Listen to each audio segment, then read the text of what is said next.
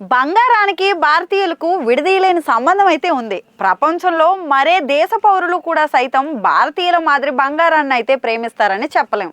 స్వర్ణాన్ని అమితంగా ఆరాధించే భారతీయులు తమ స్థాయికి మించి కూడా బంగారాన్ని కొనుగోలు చేసే సందర్భాలు చాలానే ఉన్నాయి. బంగారాన్ని పెట్టుబడిగా భవిష్యత్తుకు బాస్టగా కొనుగోలు చేసే ధోరణి అయితే కనిపిస్తుంది.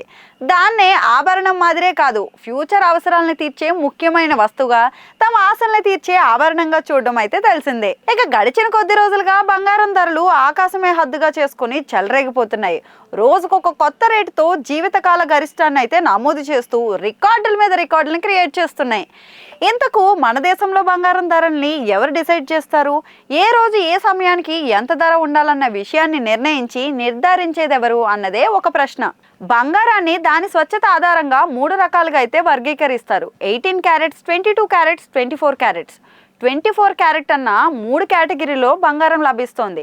ఫిబ్రవరి 11 నాటికి 10 గ్రాములు 24 క్యారెట్స్ బంగారం ధర 87,380గా ఉంటే, 22 క్యారెట్స్ 10 గ్రాముల బంగారం ధర 80,100 రూపాయలుగా ఉంది. అదే 18 క్యారెట్స్ 10 గ్రామ్స్ బంగారం ధర 65,550గా ఉంది. ఇదంతా బాగానే ఉంది, కానీ అసలు ప్రశ్న, రోజువారీ బంగారం ధరను డిసైడ్ చేసేది ఎవరు అని చూసినప్పుడు Indian Bullion and Jewelleries Association Limited సంస్థ అయితే ఈ పని చేస్తుంది.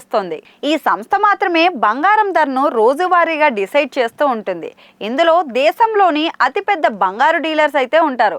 నిత్యం వీటి ధరల్ని అంతర్జాతీయ డిమాండ్, సప్లై, దిగుమతి పన్నులు, కరెన్సీ హెచ్చుతగ్గులు, స్థానిక పన్నులు లాంటి అంశాలన్నింటినీ కూడా బేరీజ్ వేసుకుని డిసైడ్ చేస్తారు.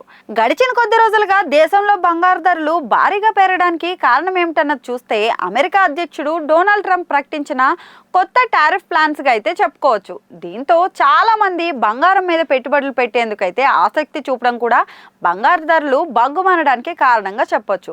Real estate, stock market, mutual funds లాంటి వాటిలో మాత్రమే కాకుండా బంగారం మీద కూడా పెట్టుబడులు అయితే పెడుతున్నారు.